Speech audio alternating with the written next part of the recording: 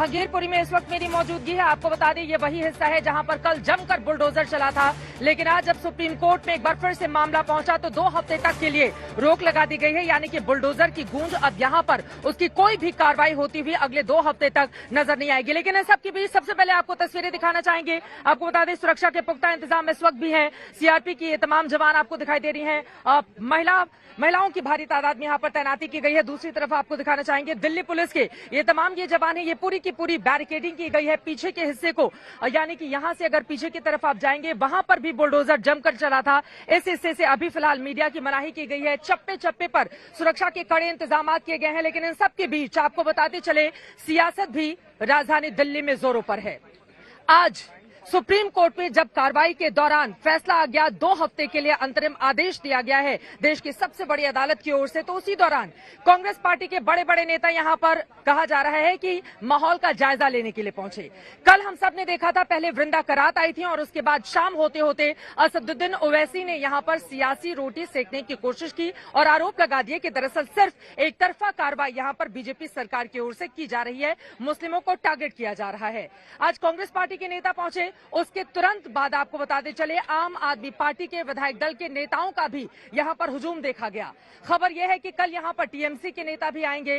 कुल मिलाकर जहांगीरपुरी के मामले में अपनी सियासत को चमकाने की कोशिश भी अलग अलग दल के नेताओं की ओर से की जा रही है, लेकिन इन सब के बीच सवाल सरकार को लेकर भी, क्योंकि यहां पर कई ऐसे मामले सामने आए हैं जिनके पास कागज थे, उसके बावजूद आपको बताते चले उनके घरों पर या उनकी दुकानों पर बुलडोजर जमकर चले हैं।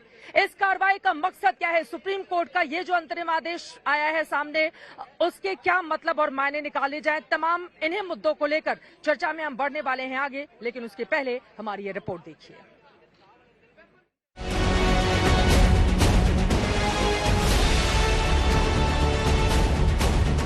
दिल्ली में तापमान गर्म, खासकर जहांगीरपुरी में पारा उछाल पर। बुधवार को बुलडोजर ने अपनी ताकत की नुमाइश की। गुरुवार को सुप्रीम कोर्ट ने अपना निर्देश दिया और विपक्षी नेताओं ने मौके पर अपने सियासी पर्यटन का अपना धर्म निभाया। 20 अप्रैल को जब जहांगीरपुरी में बुलडोजर अवैध अतिक्रमण तोड़ रहा था, उसी वक्त वहां सबसे पहले सीपीएम नेता वृंदा करात पहुंची। देर शाम एआईएमआईएम सुप्रीमो असदुद्दीन ओवैसी खास समुदाय के साथ अपनी एकजुटता दिखाने जहांगीरपुरी पहुंचे और अब एक्शन के दूसरे दिन कांग्रेसी नेताओं का दल पॉलिटिकल टूरिज्म का हिस्सा बना।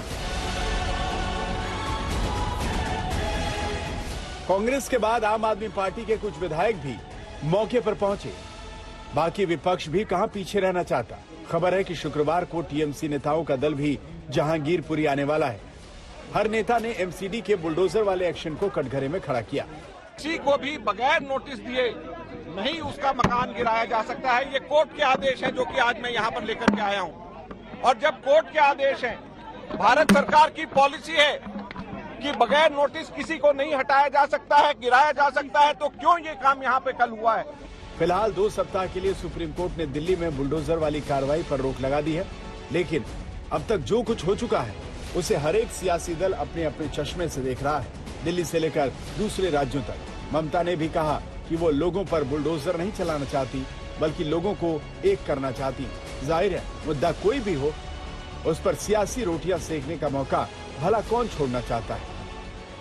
आज जो लोग पॉलिटिकल टूरिस्ट बने हुए हैं, जो पॉलिटिकल टूरिज्म कर रहे हैं, यही लोग जब जब एमसीडी कुछ कदम उठाती है ये खड़े हो जाते हैं।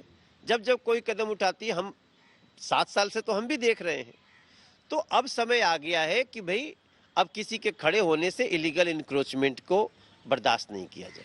धर्म के नाम पर जो है नफरत फैलाने की राजनीति जो परंपरागत रही है भाजपा और आरएसएस की, वही चला रहे हैं ये लोग। भारत के अंदर कैसे चीन जो है 2 गांव बसा दिया, इस पे क्या कार्रवाई की जाती है? इस पे तो बयान देने से भी लोग भागते हैं। जो इस ग्राउंड जीरो पे लोग हैं उनका भी कहता है हमारे पास भी आइए, हम कोई राजनीति करने, ये जो लोग आ रहे हैं बाहर डेलीगेशन बन बन के, वो अपनी पॉलिटिक्स करने आए हैं। हम तो अपने लोगों से मिलने आए हैं। दिल्ली में एक ही साथ 2 हलचल हो रही थी। एक तो जहांगीरपुरी में नेताओं के आने जाने का सिलसिला रफ्तार में था, तो दूसरी ओर सुप्रीम कोर्ट में एमसीडी की कार्यवाही पर बहस हो रही थी।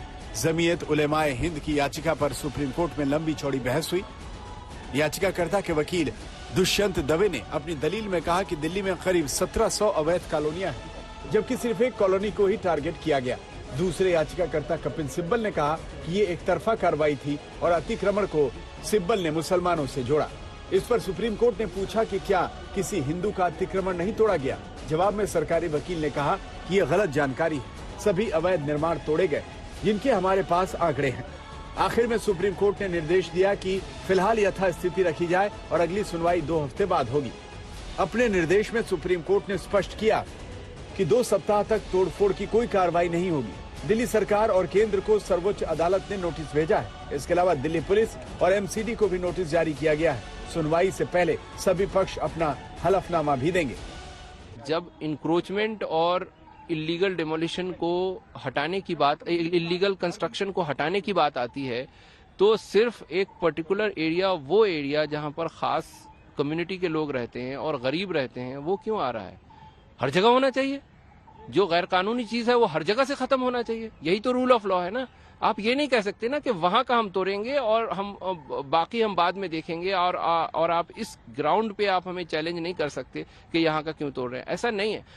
जहांगीरपुरी मामले में सुप्रीम कोर्ट की नजर और उसका फैसला तो समझ में आता है, लेकिन जो मुद्दा संवेदनशील है, जो मामला अभी गर्म है, वहां पहुंचकर सियासतदान आखिर क्या समझाना चाहते हैं, क्या संदेश देना चाहते हैं। हालांकि सियासत की फितरत से कोई अनजान नहीं है।